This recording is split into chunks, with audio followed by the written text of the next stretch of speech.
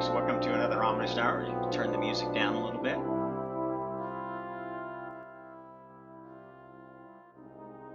There, hopefully that's not too much of a distraction. I find it somewhat inspiring to have decent music on in the background when I'm doing something spiritual. Welcome to another edition of the Ominous Hour. First off, I'll mention that this is going to be a little different than I normally do. Normally, I just off the cuff think of something I want to talk about and present it here, or else sometimes I've read something I've written. This is going to be kind of a new feature of paraphrasing something I just wrote and maybe bringing out points that I didn't happen to hit in the writing, and explaining things in just a little bit different way than you might get from my written works, which if you've been following what I do on Amazon, you'll know that after writing my first book, I decided that I would follow the model of the new Kindle Vella delivery and do my work as episodic pieces of a greater work. And I find that style suits me quite as well as it did Dickens, another of the great creators of literature. I think Mark Twain got his start that way too. Most good writers actually got their start that way, doing small pieces in newspapers and stuff like that, writing for newspapers, and eventually writing more of what they really wanted to and more of what they really wanted to say. And those that became great writers got their reward for going through the pain and suffering of finding the perfect delivery mechanism without losing their faith or selling their soul. Anyway, today's subject is going to be a word that you'll hear a lot from me, a combination of words.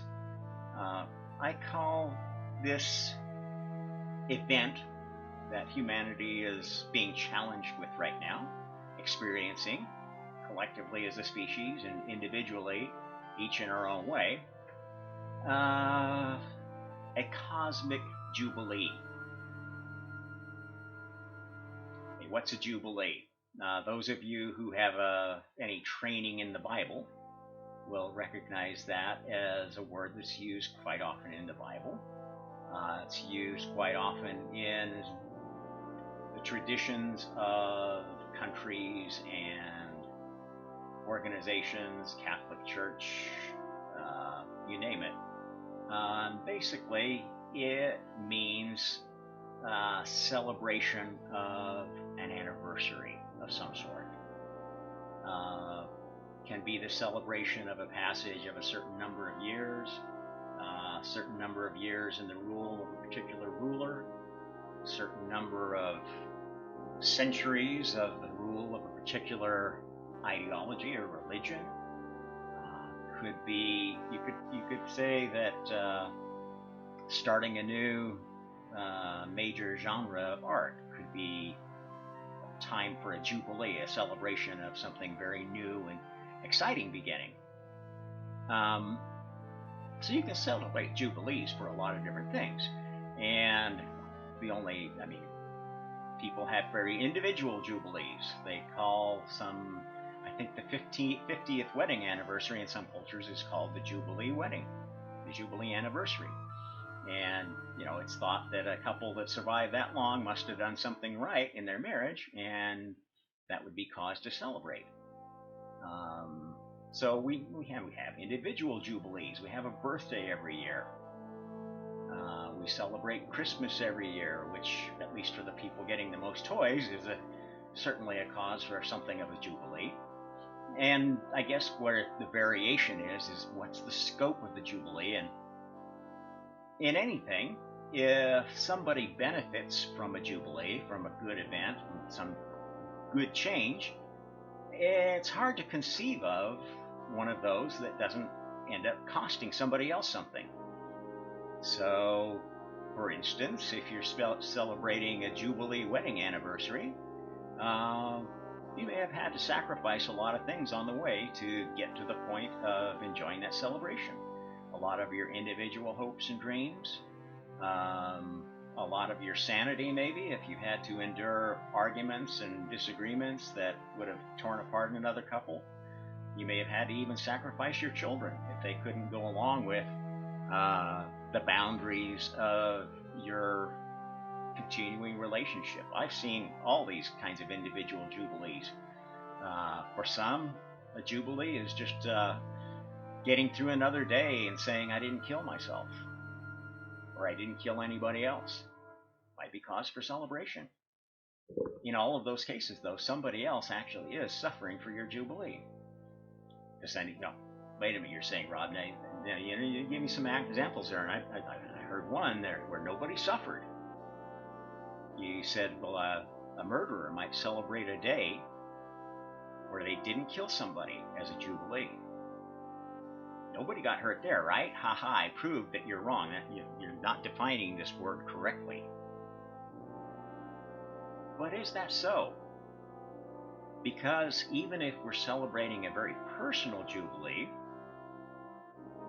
we've made a decision. We're celebrating something we either did or didn't do. If we didn't do something, and that something was meant to happen and didn't happen, then the other souls involved in that event that didn't happen didn't get one of the experiences they signed up for this life to experience. And yes, people do choose to incarnate, do choose to have a life just to experience something very painful, like being killed, like being aborted, being eaten. I've experienced most of those things, probably all of them, if I jog my memory enough. If they celebrate because they didn't kill anybody today, well, they bottled up the energy that wanted to kill somebody inside. And that bottled up desire creates pain and suffering for whatever portion of your body is behind your urge to kill, whether it's your soul or one of the undersouls of your body, the undersoul of your brain, the undersoul of your heart, the undersoul of your sexual organs. And so by denying them and celebrating your personal triumph, that creates pain. He didn't do what I told him to this time. I'm going to get mad. I'm going to get a cancer. Punish this guy. And that's kind of how it works. There's no possible jubilee that doesn't have a loser, doesn't have somebody who didn't win the award. Even if it's like, okay, you're celebrating a jubilee because you got an Oscar award. No, the other nominees didn't get an award. And they're going to feel bad. They're going to feel cheated. And that idea of jubilee pervades every urge of the soul. From the smallest desire of a particle to exist, to the desire of a black hole to eat all the mass in the Milky Way, or whatever its particular passion happens to be. And the life of a soul is essentially about finding our own set of jubilees that are going to lead to what for us is a cosmic jubilee. So let's discuss what cosmic means. Cosmic is a word that means part of an observable whole. So a microcosm is a little piece of a whole. Macrocosm is a bigger picture view of what you're talking about. A bigger whole, not the entire whole, because we're talking about one specific subject within a larger topic. So cosmic has a lot of scales, and it's a word that's very useful when you're talking about, especially the larger scale, universes, which the cosmos of all universes is what I refer to in my talking as the multiverse. Okay, so when we're talking about a cosmic jubilee, it means that if something is happening that is affecting at the most cosmic scale, all universes. And if you've been listening to other pieces of my work, you'll know that there's not just one universe. There is one special universe, which is the universe that's sort of presided over, led by God. There are many other universes that are led by other senior creators. Some of them are fond of God's plan to some extent, and they use some variation of the saved games of God's universe, what's happened so far, the game so far, which is kind of the midpoint of the timeline of the prime universe currently, and they play tunes around that prime universe of God, or earlier variations of it. Maybe they decided that they liked God's universe best back in the Middle Ages, and they want to write, Gregorian chant for the rest of their lives, for example. Then there's other souls that just, decide they're going to go their own way. And when they get their opportunity to have their own universe of creation, they try to create the antithesis of God. And the antithesis of God, the perfect antithesis of God, would be to destroy God's universe and all of the contributing universes that are sort of building upon what God started. And that, in its purest sense, is what people are really referring to when they talk about Satan, Antichrist, etc., etc. All of these conceptions of the ultimate evil, the anti-God, are basically worshiping the tenets of one of these alternate universes. Okay, so there's an alternate universe where, for instance, atheist materialists worship, and they try to build a world that doesn't need God, that doesn't need anything spiritual. It's totally based upon what they can see, what they can hear, what they can do with their DNA, what they can do with other people's DNA. There's another anti-God universe created by, someone who wanted to oppose God in a kind of authoritarian way, saying that, the problem with God is that I need to have all the power and not God, even though God doesn't have all the power. That's one of the paths to anti-God. That's like the gateway drug to anti-God, to think that the first creator would be some authoritarian, micromanaging, nosy busybody that tried to control the whole universe and tried to answer everybody's prayers at the same time. It's like, I don't know how you could conceive of anything divine having those characteristics unless you're really pretty stupid and naive.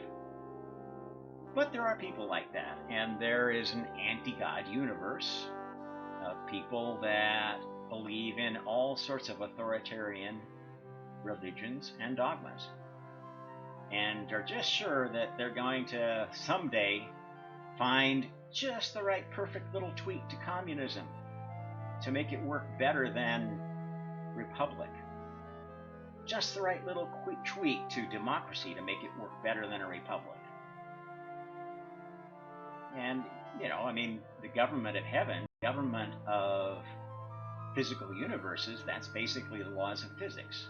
The government of heaven is the laws of souls, which, if you follow me for any length of time, always start with free will, reincarnation, and karma, which laws are evolving. Okay, so let's get back to talking about the Jubilees then. What do these Jubilees mean? So a cosmic Jubilee is one that affects the entire cosmos. That would be the spiritual worlds and the physical worlds, all of them, everywhere, universally, multi-universally. That's what a truly cosmic Jubilee would be to be able to make a change and improvement to the perfection of the entire multiverse. That's a pretty tall order. Those things don't happen very often. Little Jubilees happen all the time. Happy personal little Jubilees for a species, like creating the first atomic bomb. Not necessarily a very positive thing, but nuclear power has done a lot to further the cause of humanity. Nuclear technology has done a lot to further the material technology of mankind, and a lot of the physics that come out of nuclear research are expanding the range of knowledge about elementary particles, about what are the smallest things that we can really divide the multiverse into, and how do they behave? How many of them are there? Are there new ones? How do they get created? What laws do they operate under?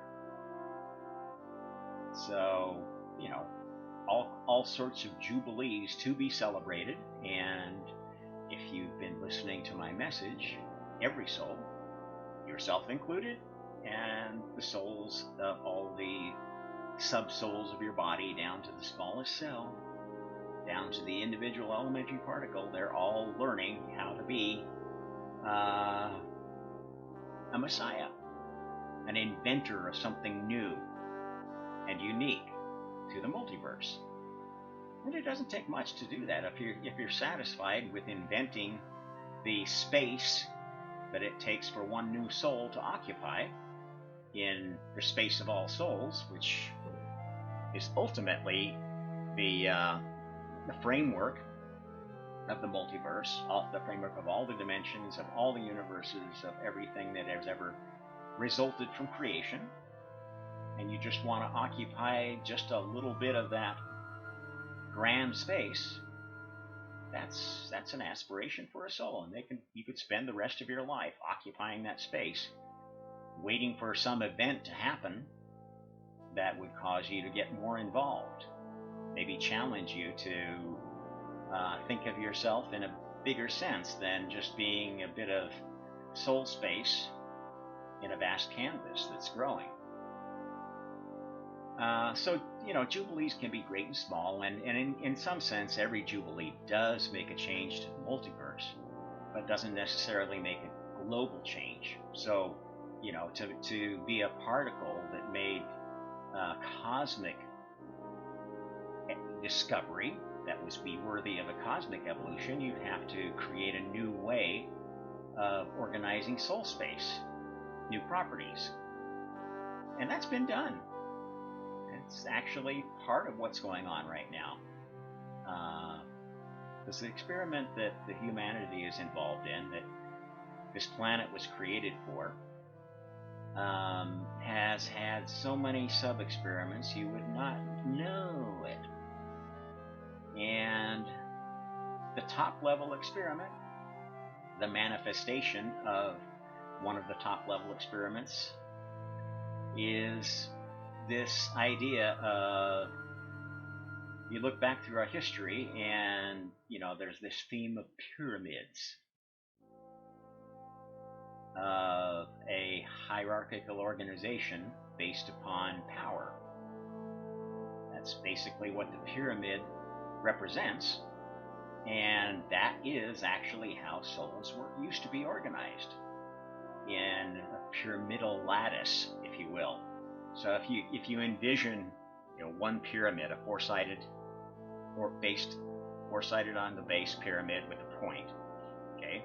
If it's a normal pyramid, the classic kind, if you take, let's see, 1, 2, 3, 4, 5, 6 of those pyramids, and you line them up all with the centers, the peak meeting at one point, you will actually make a larger structure that is a cube. And if you stack cubes, you who have ever played with your blocks as a kid know that cubes can be stacked ad infinitum in any direction, and it makes a very rigid, firm firmament or if you envision each soul as a point, either at the vertex of those meeting pyramids or at the vertex of the next bunch of meeting pyramids, which is the next, the edges of the neighbor squares. That would be one way of organizing souls. And it would be very stable. It's not very suitable for growth, though, because it's not stable unless you have exactly the right number of souls to expand pyramidally. And it expands only from the center. It can only expand on the edges, which may not be where you actually need growth. If you need to grow a new arm, or you need to grow a new heart, that's in the center of this structure. It'd be very hard to grow a new heart without killing the rest of the organism. Kind of way you go. I mean, we're talking in spiritual terms, so this is, it's hard to visualize, and that's one of the reasons we always look back to something physical to make spiritual points natural. So anyway, one of the experiments that's going on, that's culminating with the Gaia experiment, the experiment that the humanity experiment is all about, is changing this lattice of souls from this rigid pyramidal structure to a structure of, what's the word for it?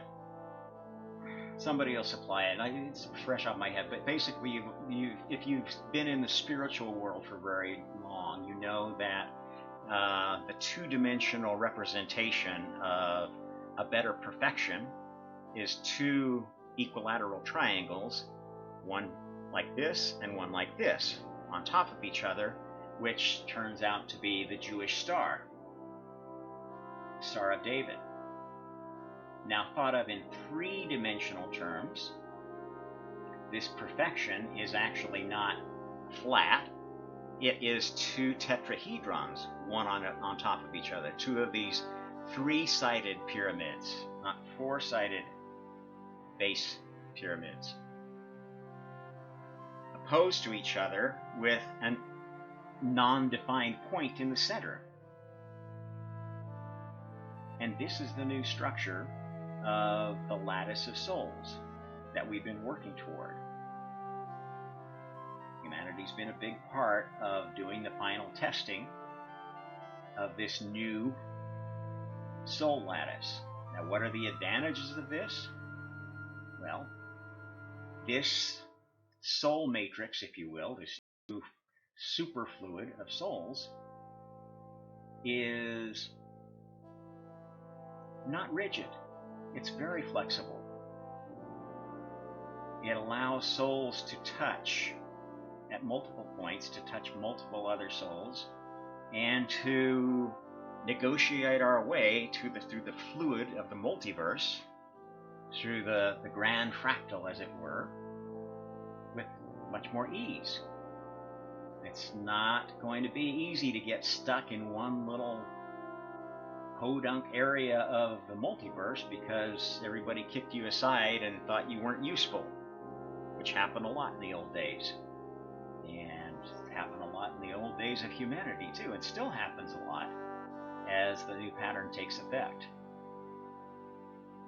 Now, the other piece of big technology that's behind this cosmic jubilee we're heading into is the invention of virtual souls, which, if you think about it, is basically the same thing as I was talking about in the spatial visualization of souls.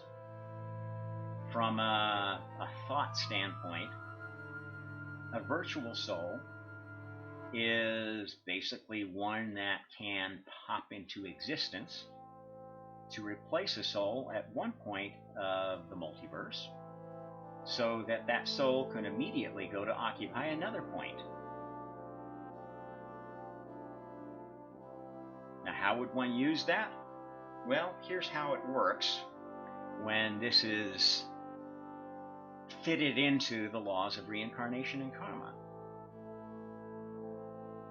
It used to be if you did something to hurt somebody else, even if it was something that needed to happen because it was a critical step towards a larger experiment getting fulfilled, which wars have all been of that kind of experiment. Well, let's see, we need to have this and this and this and happen. It's not happening any good way that the creators can come up with, so, oh gee, well, I have to do it again. We'll have to go inspire somebody to start a war. And that's how wars happen, in a spiritual sense. And it's not hard to find souls to inspire to start wars. All you've got to do is take somebody, a failed artist like Hitler, and tell them they're the master of the universe, that they're going to bring salvation to the master race, if only they can wipe out the non-master races. And that's essentially how World War II happened. And that's essentially what's going on with all the lead up to what might be a World War III, where, who's the new Hitler? Well, it's certainly not any of the American bumpkins, Biden or Trump or Clinton or God knows who. I mean, they're nice little devils, but they don't have nearly the clout, or aren't really positioned to be that sort of instigator of a war, unless it was just a complete accident. And wars don't really start by accident. It's more likely that, China suddenly, after years of getting away from a Mao-style megalomaniac who thinks they know everything and wants to take over the entire Communist Party and get back to the good old days when one person could really make a difference in China, along comes she. Yeah, whether it's he or she or it, there are souls like that, and they think they're messiahs. I'm sure Mr. Xi thinks he is God's answer to the mandate of heaven. And that's how people like that are. It's easy to take a narrow-minded, short-sighted, ultra-ambitious soul and convince them that they're a messiah. They're having a messiah life and everything's going to go good for them because everything has gone so good for them in the past. And they'll serve out their term afterward, seeing how they let their Messiah inspirations go to their head. And this is essentially what happens when somebody has a failed Messiah life. They have an inspiration to an idea or a vision, and instead of using that vision for something good and useful, and at least not too harmful, or at least letting everybody know, hey, there's this vision, but it may be limited, it may not be perfect, and I'm open to amendment to my vision because I know I don't know everything because I'm not God.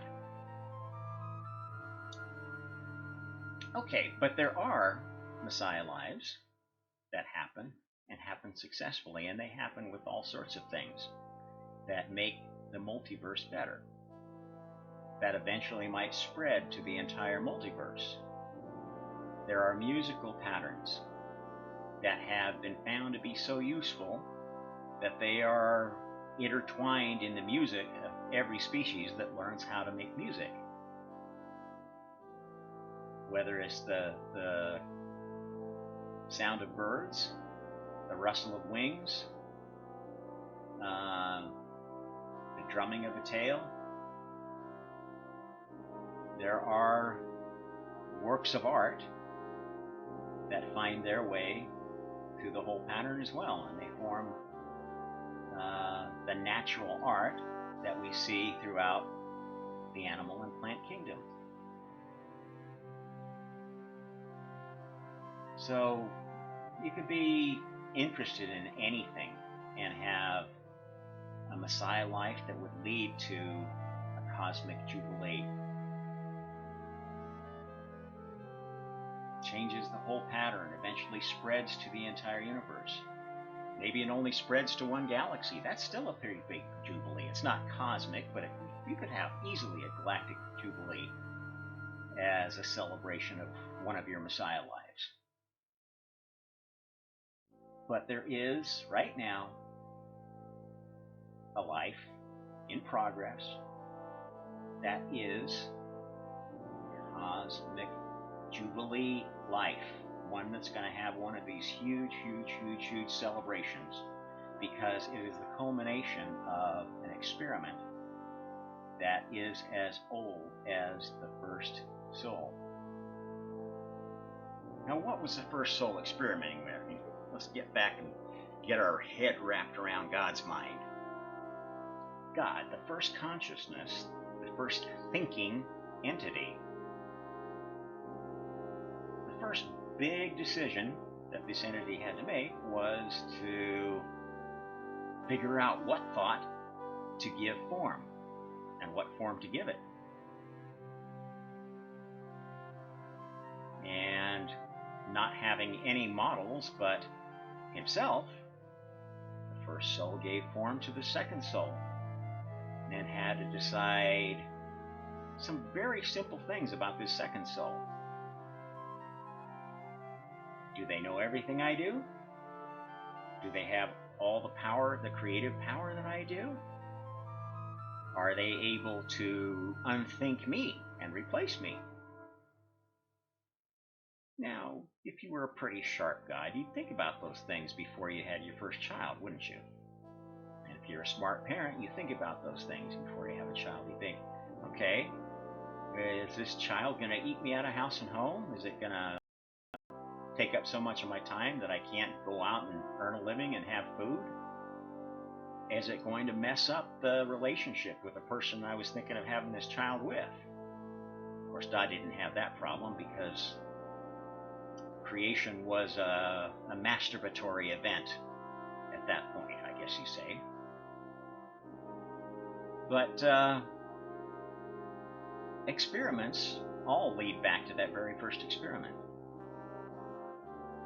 And perhaps the experiment wasn't successful the first time. We don't know how many children God created before he decided not to destroy one, or not to destroy all of them after seeing how they turned out. And so, in essence, we're in the middle of this big experiment of, can you make a sustaining system of creation that is so close to perfect, so beautiful, so sustainable, self-sustainable too, because even God could get bored and could get frustrated if all of the requests of all of the children had to go straight to great granddaddy daddy to make the decisions. And this is the insanity of monotheism. And I'm telling you folks, you are insane.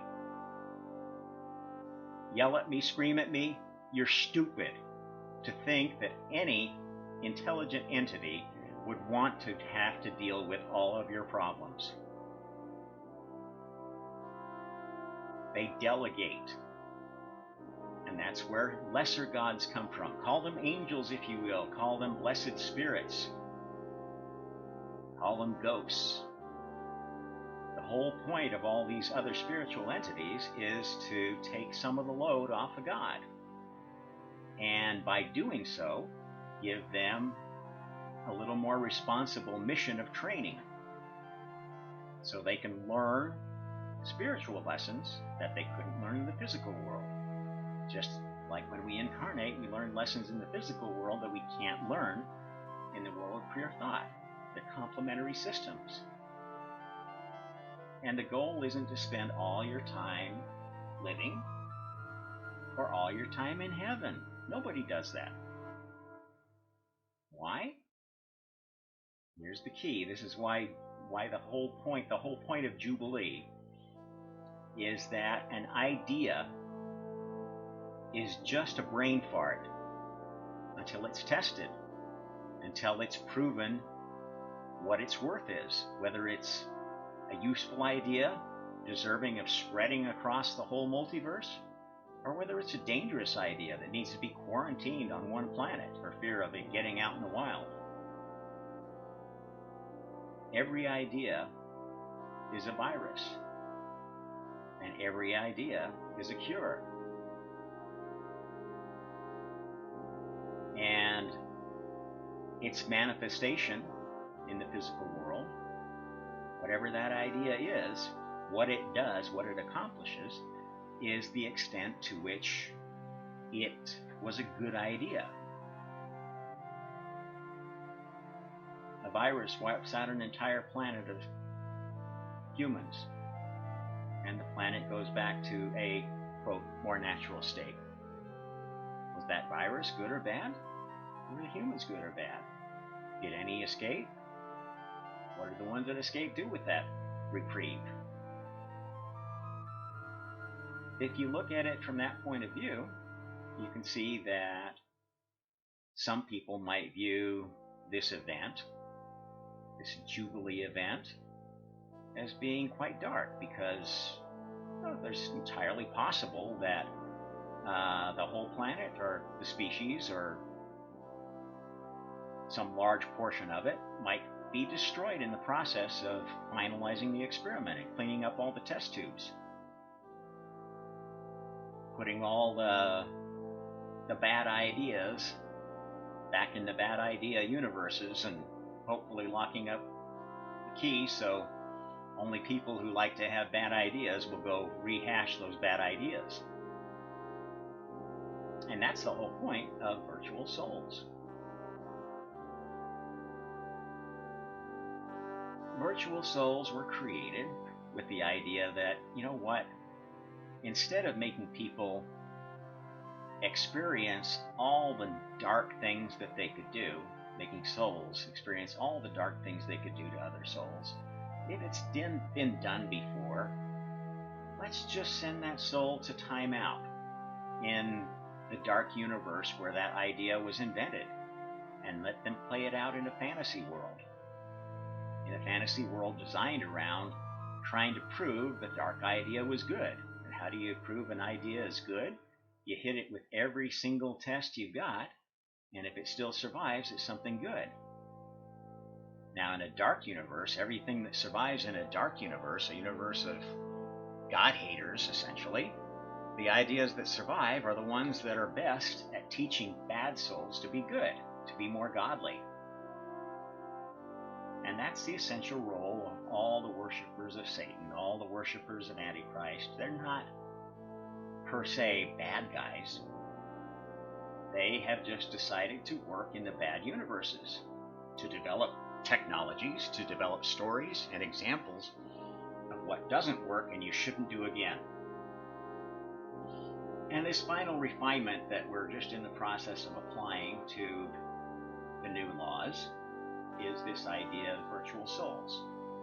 If you've been aware of people experiencing the Mandela effect, experiencing breaks in consciousness where it's like something doesn't quite connect here, it's like we skipped a few frames, or we skipped into another frame and it's like, you know, a section of my normal, what should be a normal human experience is missing.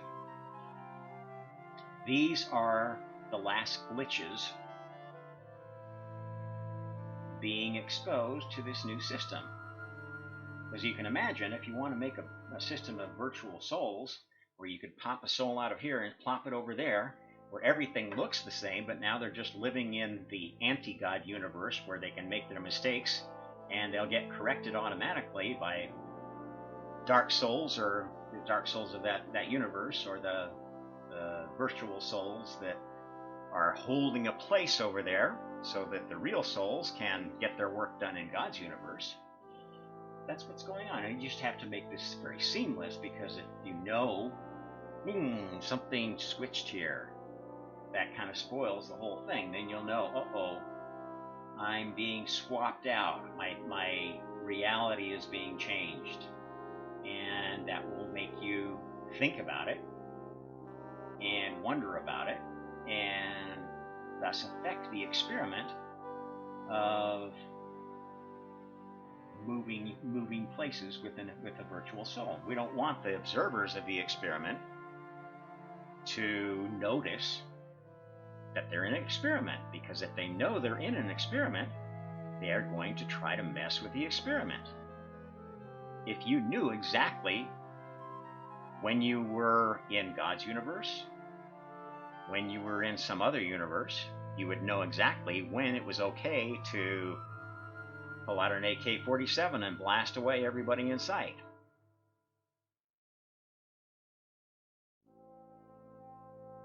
So this is a work in progress. You're going to be seeing more evidence of it in the synchronicities you see, in the new themes you see, in world events, in media, everywhere. I can tell you that it's all leading towards this galactic jubilee, this big Oscar event in heaven. Because it's not until the experiment's done, this big experiment affects the whole multiverse. Who is the final tester of anything that affects the whole multiverse? Naturally, the first soul, God. And this is why God incarnates. This is why we have the Messiah come once in a while. That's the final test of the really, really big experiments. And all the minor experiments that have had to be conducted in support of the really, really big experiment.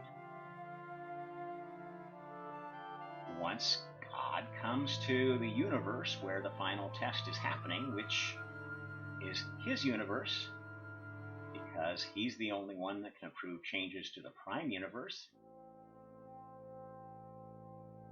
he incarnates in his own universe. He looks at what the kids have prepared him for his birthday present and decides if he wants to get a little different color or send it back for cleaning or whatever. And of course, because he's incarnating, he's gone through the experience of forgetting all the past lives, forgetting who he was, what he'd ever did. Glimmers of it come back, because for some reason he seems to always have this magic sense of what's right to do, what's a good step to make in his life, what not to do, what career to pursue, what career to quit. And that life, those Messiah lives, can look very much like a pre-programmed event. And essentially they are, because when God incarnates, or when the God of a universe incarnates to approve a major change in that universe, they have to do so without knowing anything about the experiment. They have to basically figure out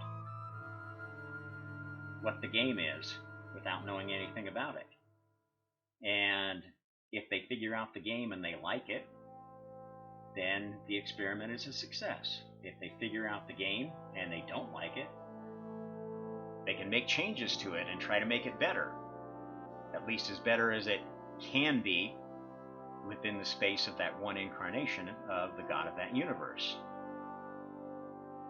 Ultimately, at the end of that life, they have to decide, is this a keeper, or do we go back to the last save game?